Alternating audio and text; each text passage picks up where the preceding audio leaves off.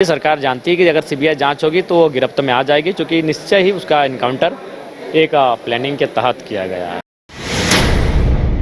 आपने एक ट्रेंड शुरू किया था गाड़ी के ऊपर भाषण देना और 5,000, 10,000 और लाखों की संख्या में लोग आपको सुनने आते थे। अब यही ट्रेंड जो है बिहार में भी चल रहा है। तेज प्रताप यादव इसी तरीके से गाड़ी के ऊपर बैठे हैं। चीज नया किया मैंने, राजनीति में एक नया ट्रेंड देकर दिया मैंने। जेटेट की परीक्षा 9 साल से नहीं हुई है, वो हमारा महत्वपूर्ण विषय था। अनगिनत केस थे। वो पहले व्यक्ति थे जिन्होंने केंद्र मंत्री रह करके हत्या के आरोप में इस्तीफा दिया था। उसे दुरुस्त करने के लिए आपको जो सृजित पद हैं उनमें भरपाई करने की यथाशीघ्र आवश्यकता है।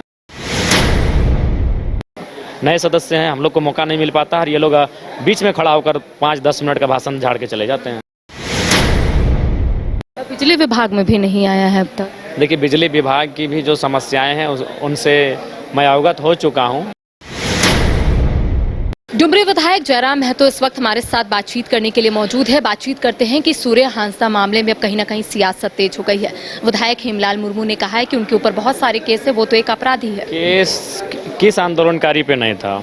गुरुजी पे कुड़को हत्याकांड, चिरूडी हत्याकांड, शशिनाथ झा हत्याकांड, उनके पिताजी को जिन्होंने हत्या किया था उनकी हत्या, किस पे केस नहीं था?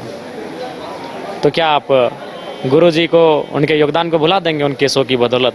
नहीं था, बताइए। ठीक है, आज वो दुनिया में नहीं रहे, जहाँ रहें वो शांति से रहें, उनको विनम्र श्रद्धांजलि। लेकिन क्या उन पर केस नहीं थे? अनगिनत केस थे। वो पहले व्यक्ति थे जिन्होंने केंद्र मंत्री रह करके हत्या के आरोप में इस्तीफा दिया था, हालांकि वो बाद में बरी हुए। तो ठीक के केस होने से आप विधायिका है, हेमलाल माननीय सदस्य हेमलाल मुर्मू जी विधायिका के अंग है, वो न्यायपालिका के अंग नहीं है, वो न्यायालय नहीं है, ना वो न्यायाधीश हैं। और ये बयान वो दे रहे थे, आप भी काफ़ी गुस्साए हुए दिख रहे थे। आप वेल पे भी जाए और आपने कहा कि इस भाषण को रोका जाए यहाँ पर। हाँ बिल्कुल, चूँकि वो बीच में टोक के खड़े हुए थे, तो बीच में अगर टोक के खड़े हुए तो आप 30 सेकंड बीच में टोक के जब भी कोई खड़ा होता है तो कोई इंपॉर्टेंट सूचना देता है चलता हुआ सत्र में।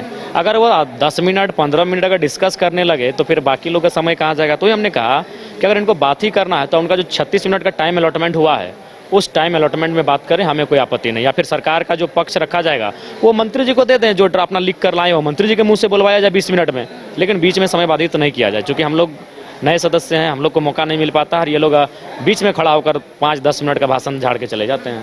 अच्छा, सीबीआई जांच की मांग आप लोग कर रहे हैं, कुछ सवालों का जवाब अंदर मिला कि सरकार क्या चाहती है, सरकार की मंशा क्या है? सरकार डिफेंड करना चाहती है। सरकार जानती है कि अगर सीबीआई जांच होगी तो वो गिरफ्त में आ जाएगी, क्योंकि निश्चय ही उसका इनकाउंटर एक प्लानिंग के तहत किया गया है। तो सरकार कटघरे में आके खड़ी हो जाएगी, इसलिए सरकार खुद को कटघरे में लाके खड़ा नहीं करना चाहती और वो सीबीआई जांच से वो काफ़ी पीछे भाग रही है। एसआईआर को लेकर भी मुद्दा काफी गर्म हो गया। एक और जहां पर सत्ता पक्ष के विधायकों का कहना है कि जो बीजेपी विरोधी वोटर्स है उनको कहीं ना कहीं सूची से निकालने की कोशिश की जा रही है। आपको क्या लगता है, ऐसा ही हो रहा है क्या? देखिए, सबसे पहली बात है कि देखिए, आज कोई भी सब्जेक्ट सामने आता है तो उसका दोनों तरफ से आपको देखना पड़ता है। अगर यही पॉलिसी को अगर वो एक समय रहते ले आते ना तो इतना विरोध नहीं होता। अगर ऐसा है कोई 2 जगहों पे वोटर कार्ड बनाया है, ऐसा नहीं होता है, हमारे राज्य में तो बहुत सारे हैं, तो निस्संदेह उनका छटनी एक जगह करना चाहिए। लेकिन चूंकि वो अभी इलेक्शन का टाइम है बिहार में और वहाँ से ये राजनीति गरमाई है, तो निस्संदेह सरकार इसलिए कटघरे में आ रही है। अगर उनकी निष्ठा स्पष्ट थी और साफ थी तो पहले लेके आते हैं, इतना विवाद हो हल्ला नहीं होता। अच्छा, वोट अधिकार यात्रा राहुल गांधी की जो निकाली जा रही है बिहार में, इसको किस रूप में ले रहे हैं? क्या लगता है इससे कुछ बदलाव होगा? देखिए, तो बिहार जाने इससे क्या बदलाव होगा नहीं होगा वो तो बिहार जाने। बिहार की आबो हवा और झारखंड की आबो हवा में काफ़ी भिन्नता है।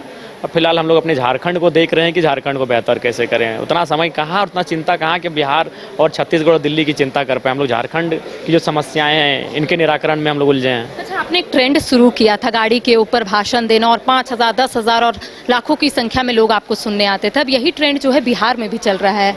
तेज प्रताप यादव इसी तरीके से गाड़ी के ऊपर बैठे हैं। चीज़ नया किया मैंने, राजनीति में एक नया ट्रेंड देकर दिया मैंने कि स्कॉर्पियो के छत पे भाषण देना, ये एक नया ट्रेंड बनाया हमने जिसको काफ़ी लीडर्स ने फॉलो किया। तो ये चलिए खुशी की बात है हमारे लिए। तो युवाओं को लेकर हमेशा आप बात उठाते हैं, जेटेट की परीक्षा नहीं हुई है 2016 और एक ऊर्जा विभाग में भी 2016 के बाद कोई भी वैकेंसी नहीं आई है।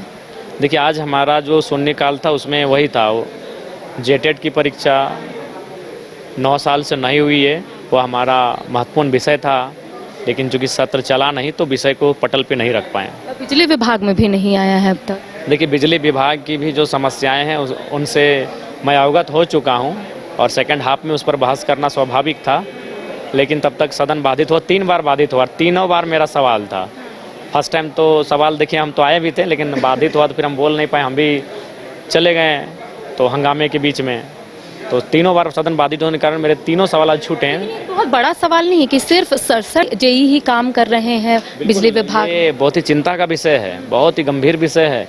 आज अगर पूरे राज्य के भ्रमण करने के बाद मैंने जो पाया, सबसे पहले आज भी स्वास्थ्य की समस्या है, सेकंड नंबर पर ऊर्जा की समस्या है, बिजली की, और उसे दुरुस्त करने के लिए आपको जो सृजित पद हैं उनमें भरपाई करने की यथाशीघ्र आवश्यकता है। घर रहने का मकान भर नहीं, ये खुशियों की तिजोरी है।